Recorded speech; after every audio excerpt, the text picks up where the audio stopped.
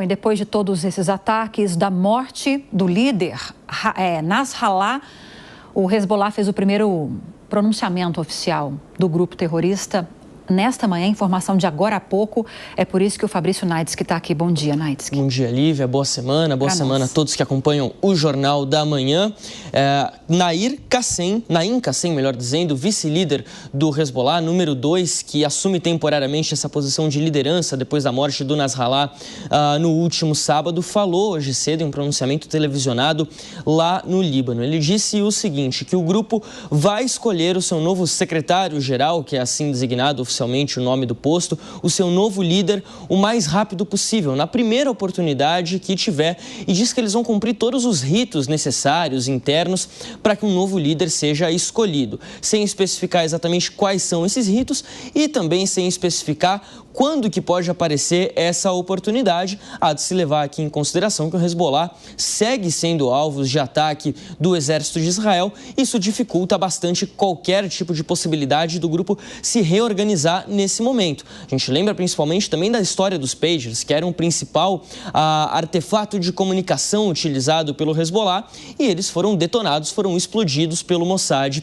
há cerca de 2 semanas. Bom, ele também disse o seguinte, aliás, ele não disse sobre o funeral, sobre o velório de Nasrallah. Não foram dadas informações sobre isso. A gente lembra no caso do Hamas, da morte do Yahya Sinwar, lá no Irã, que teve um grande funeral, um grande velório para ele no Irã. Depois o corpo dele foi levado para Doha, no Catar. Mas no caso de Nasrallah, até o momento não há informações sobre funeral. Também disse o seguinte, que ele morreu em um ataque, um bombardeio ao lado de 4 pessoas e não 20, como informou o exército de Israel. O porquê dele ter dito isso ainda é um grande mistério, mas muito provavelmente numa expectativa, numa estimativa de tentar deixar a moral do Hezbollah um pouquinho mais alta ou menos baixa, por assim dizer. Agora, a grande frase de destaque, a gente até trouxe aqui para o nosso telão, é a seguinte: estamos preparados caso os israelenses decidam entrar no nosso território.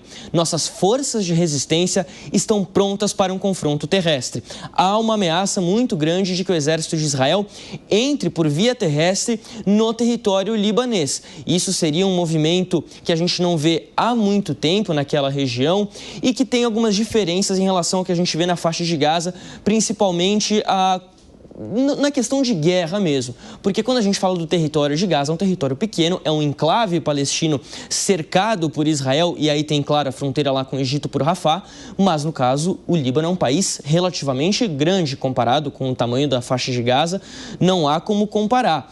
Então seria necessária uma força muito grande do exército de Israel para entrar ali, e a gente pode acabar vendo um combate muito sangrento, um combate inclusive que o Irã já prometeu que não vai deixar passar batido. Vamos ver, então, como é que pode ser essa retaliação iraniana já nos próximos dias. Essa é a chave da questão, né, Naidski? Que a gente vai ouvir o Beraldo sobre isso, que é como vai agir o Irã nesse apoio e o tamanho desse apoio, porque já existe um apoio, né, de muitos anos, de décadas, histórico esse apoio, ao grupo terrorista Hezbollah.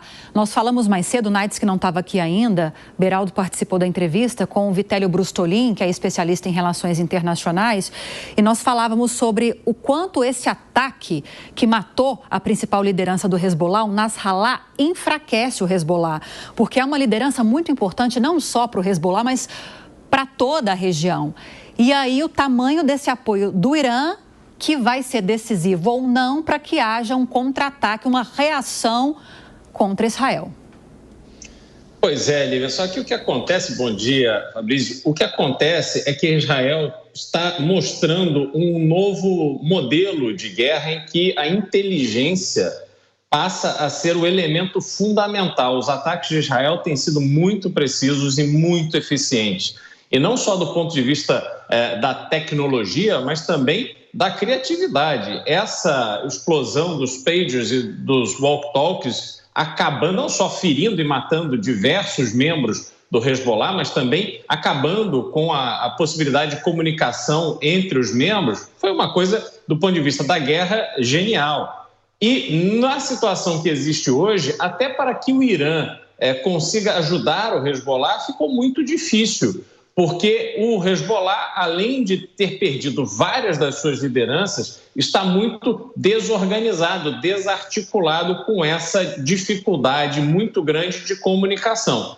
Agora, olhando para o Líbano e essa possibilidade de invasão de Israel por terra, eu acredito que isso só vai acontecer, dado a quantidade de inteligência que Israel tem, se estiverem muito seguros do resultado que eles vão poder alcançar. As palavras do líder atual do Hezbollah desafiando e ameaçando, dizendo que se Israel vier aqui, nós vamos fazer isso ou aquilo, claro, são bravatas naturais de quem está sendo brutalmente atacado. Agora, faço uma observação. A população do Líbano vive hoje os efeitos da negligência em relação ao Hezbollah. O Hezbollah não cumpriu acordos que existiam, que impediam que grupos armados ocupassem a área sul do Líbano, e a população do Líbano, as autoridades permitiram que o Hezbollah se tornasse um exército mais forte e poderoso do que o próprio exército do país. E agora estão sofrendo as consequências.